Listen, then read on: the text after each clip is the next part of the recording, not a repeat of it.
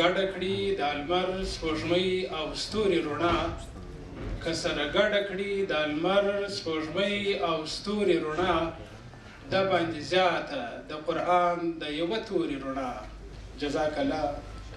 په نننۍ سوګند اخیستلو غونډه کې زموږ سره د بلوڅي اکیډمۍ، د براهوي اکیډمۍ، د هزارګي اکیډمۍ، مختلف ادبي تنظیمونه، مختلف سیاسي پارټیانې، مختلف سماجي تنظیمونه، الکترونیک او پرنټ میډیا، وکلا تنظیمونه، پروفیسرز او اساتذه کرام تنظیمونه، قبایلي امایدین او په تالار کې راغونډ شوو ټولو ګډونوالو څخه د پښتو اکیډمي کوټ په استازیتوب زشته زیاته مننه کوم.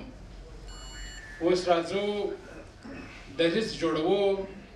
د دریځ ولور ته درانه محترم او قدرمن میلمانه رابولو. لومړی د نننۍ غونډې صدر مجلس پوهاند پروفیسر عبدالکریم بریالي صاحب ته بلنه ورکوو چې دی راسي د صدارت څوکۍ سنبال کړي. پروفیسر عبدالکریم بریالي صاحب.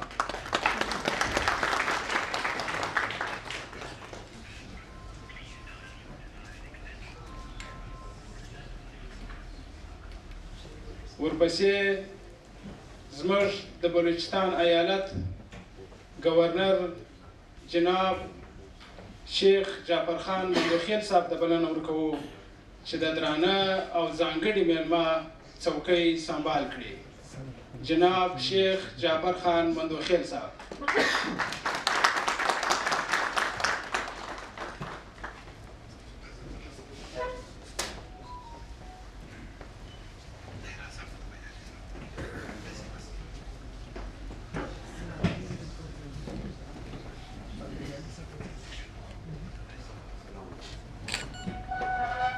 له دې څخه وروسته صوبایي وزیر تعلیم محترمه راهیله خان دراني صاحبه ته بلنه ورکوو چې دا راسي پر دریځ د میلمه پر څوکۍ باندې خپل تشریف کښېږدي. راهیله حمید خان دراني صاحبه.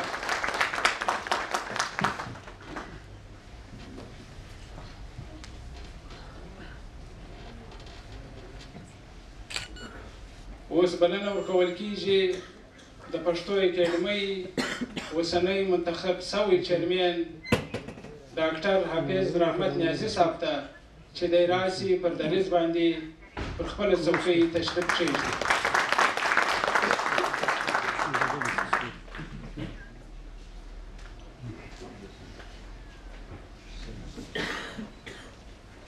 زموږ دوه میلمانه نور پر لارې دي.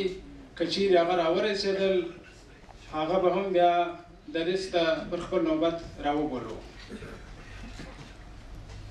درنو برخوالو، ستاسو په درانه حضور کې دا یادونه اړینه ګڼم.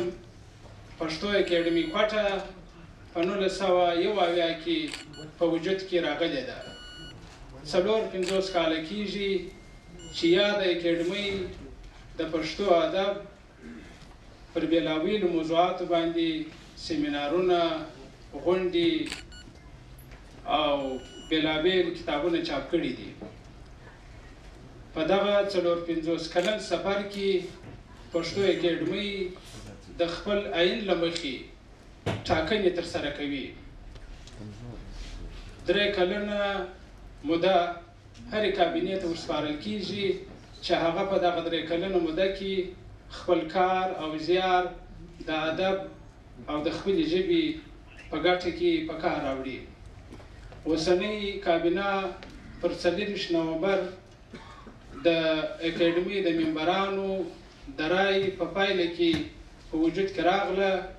نو دغه نننۍ د سوګند اخیستلو مراسم د همدې نوې کابینې 6 کسیزه نوې کابینې او 11 کسیزې مجلس عاملې دپاره رابلل شوې ده. ښاغلي